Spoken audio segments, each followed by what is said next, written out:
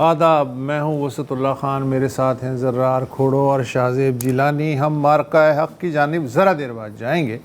پہلے یہ بات کہ صدر ٹرمپ نے پاکستان اور دیگر دوستوں کی درخواست پہ خلیج میں کمرشل جہاز رانی کو امریکی تحفظ دینے کا پروجیکٹ فریڈم 48 گھنٹے بعد ہی معطل کر دیا۔ اتوار کو اعلان ہوا تھا، پیر کو عمل ہوا، منگل کو معطل ہو گیا، تھوڑی سی آزادی، کیونکہ بقول ان کے ایک جامع سمجھوتے کے لیے ٹھوس پیش رفت ہو رہی ہے۔ امریکی وزیر خارجہ مارکو روبیو نے بھی اعلان کیا ہے کہ 28 فروری سے ایران کے خلاف شروع ہونے والا فضائی و بحری آپریشن ایپک فیوری مکمل ہو گیا ہے۔ اب تک صدر ٹرمپ کا اصرار تھا کہ کسی بھی سمجھوتے کا مرکزی نقطہ ایران کے جوہری پروگرام کا خاتمہ ہے، مگر اب واشنگٹن سے تفصیلی بات چیت کا راستہ اپنانے کے اشارے مل رہے ہیں۔ توقع ہے اس سلسلے میں فریقین کے درمیان یک صفحی یادداشت پہ جلد اتفاق ہو جائے گا۔ 1 پیج میمورنڈم۔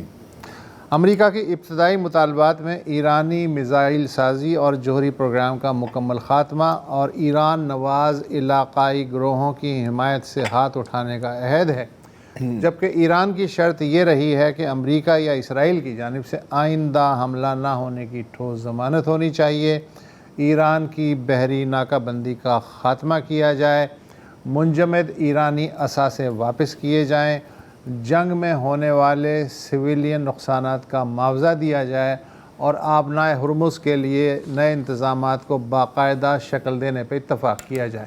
اس سے جڑی ایک خبر یہ بھی ہے کہ ایران نے گزشتہ روز آبنائے ہرمز اتھارٹی کے باقاعدہ قیام کا اعلان کیا ہے۔ Tool plaza. ایران کا کہنا ہے کہ اس کے جوہری پروگرام کو محدود کرنے کے بارے میں پائیدار جنگ بندی پہ اتفاق کے بعد ہی بات شروع ہو سکتی ہے۔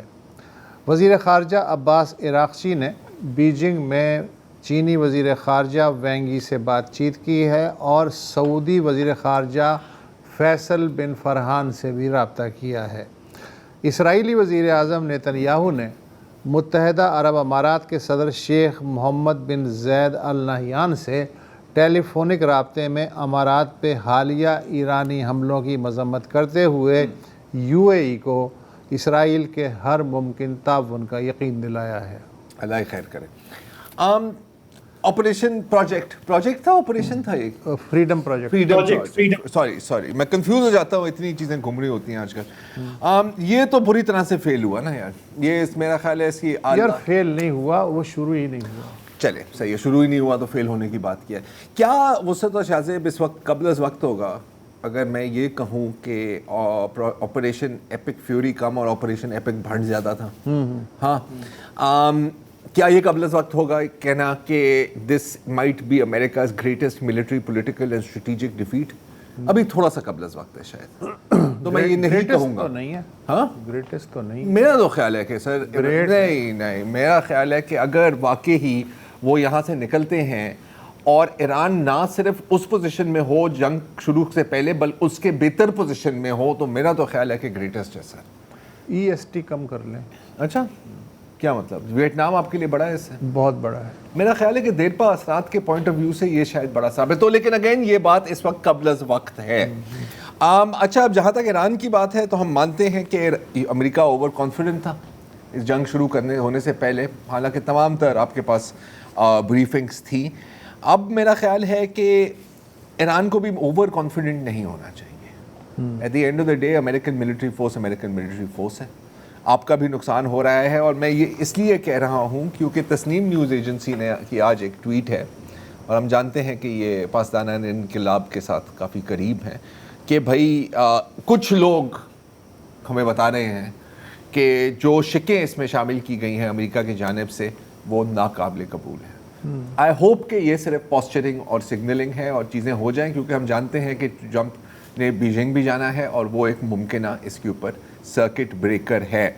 ایک آخری چیز، آج واشنگٹن پوسٹ میں ایک بہت ہی مزیدار خبر شائع ہوئی ہے، اور اس میں یہ بتایا گیا، پہلے بھی اس طرح کی خبریں آئی ہیں، کہ جو نقصان ہوا ہے اور جو نقصان مانا گیا ہے امریکہ کے جو فوجی اڈے ہیں اور جو اس پر رپورٹنگ ہوئی ہے نقصان کی حد اس سے کئی گنا زیادہ ہے.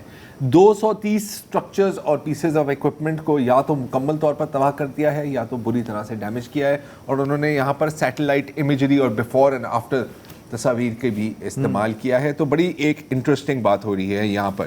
جی شاہ زیب, واٹس یور ٹیک؟ دیکھیے میرا خیال ہے کہ اگلے ہفتے جو ٹرمپ کا دورہ ہے چین کا, کبھی امکان ہے کہ کافی چیزیں جو ہیں وہ وہاں تک چلی جائیں, اور کیونکہ چین کا اب جو رول ہے وہ بیہائنڈ دا سینز رہ کے بھی بہت زیادہ کلیدی ہوتا جا رہا ہے. چین کے بڑے ڈائریکٹ سٹیکس ہیں اسٹریٹ آف ہارموز کھولنے میں. جو اس وقت انرجی کا بحران ہے, ہم بار بار یہ ہم احاطہ کرتے آئے ہیں کہ اس سے ایشیا سب سے زیادہ متاثر ہو رہا ہے, اور ایشیا میں سب سے زیادہ چین متاثر ہو رہا ہے. تو چین کا بھی ایک بہت کلیئر انٹرسٹ ہے کہ آبنہ ہرمز سے ٹریفک دوبارہ بحال ہو. امریکہ پہ بھی اس وقت جو دباؤ ہے, عالمی دباؤ ہے, یورپینز کا بھی دوسروں کا بھی, وہ یہ ہے کہ پہلی فرصت میں یہ آپ روٹ بحال کریں. یہ جو بات آئی ہے اب کہ ایک پیج کے ڈاکیومنٹ پہ بات ہو رہی ہے, تو ابھی جو مطالبات کی جو فہرست ہم نے گنوائی بھی وہ تو کافی لمبی ہے. وہ اگر آپ فونٹ بہت چھوٹا بھی کر دیں تو وہ ایک پیج میں تو نہیں آ سکتی. تو اس سے تاثر یہ مل رہا ہے کہ اگر بات ہو رہی ہے ایک پیج کے کسی ڈاکیومنٹ کی, تو وہ اس سیز فائر کو ایکسٹینڈ کرنے کے لیے بنیادی 2-3 کانفیڈنس بلڈنگ میجرز کے حوالے سے ہو سکتا ہے, ٹائم گین کر تاکہ کیا جائے. یہ جو نو وار نو پیس کا جو لمبو ہے اس کو ایکسٹینڈ کیا جائے, تاکہ پھر آپ جا کے سبسٹینٹیو ایشوز پہ, نیوکلیئر ایشو ہے, دوسرے معاملات ہیں, سینکشنز کا معاملہ ہے, وہاں تک آپ پہنچ جائیں. اس وقت تو ان ایشوز پہ بات ہو رہی ہے جو جنگ سے پہلے جن کا وجود نہیں تھا. سب سے زیادہ امپورٹنٹ ہے اپنا ہرمز کا کھلنا, پھر عرب ممالک کا جو پورا ایک فیئر ہے, خاص کر کے متحدہ عرب امارات کا, کہ ہم پر آئے دن حملے ہو رہے ہیں. فی الحال تو میرا خیال ہے کہ اگر وہ کسی طریقے سے یہ رک جائے, یہ حملے اور یہ شوٹنگ بند ہو جائے, اور بات چیت کے لیے کوئی بنیادی 2-3 اقدامات دونوں طرف سے ہو جائیں, تو پھر آگے جو ہے آپ چل پائیں گے.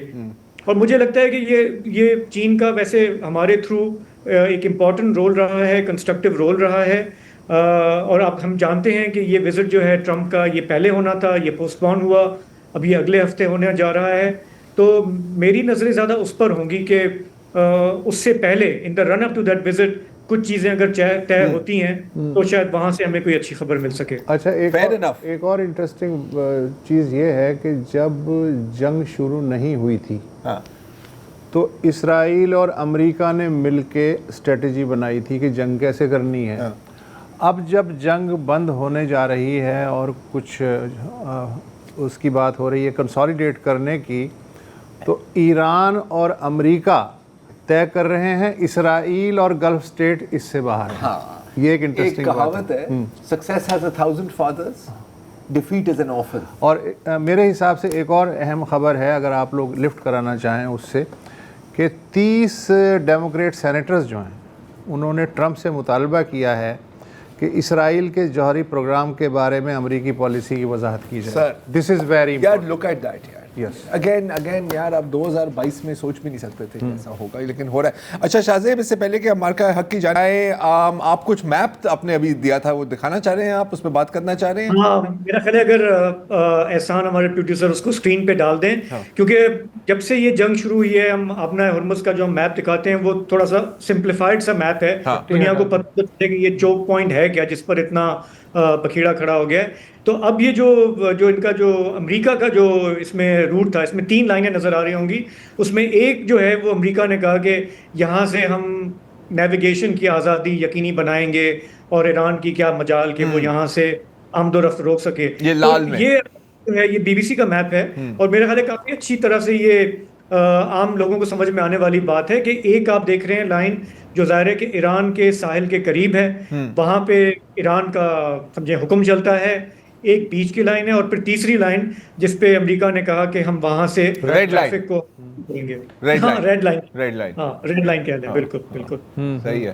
تو مطلب اب ہم سب چاہ رہے ہیں کہ یہ سگنل فری کوریڈور بن جائے. لیکن یہ جو امریکہ نے جو ریڈ لائن کھینچی, اس میں چٹانے وٹانے بہت ہیں, بڑے بڑے ٹینکر جو ہیں وہ شاید یہ روٹ استعمال نہیں کر سکتے, اسی لیے انہوں نے جو ہے وہ یہ جو 48 گھنٹے کا آپریشن تھا انہوں نے کہا بہت ہو گیا. اچھا چلیں تو اب ہم چلتے ہیں مارکہ حق کی طرف.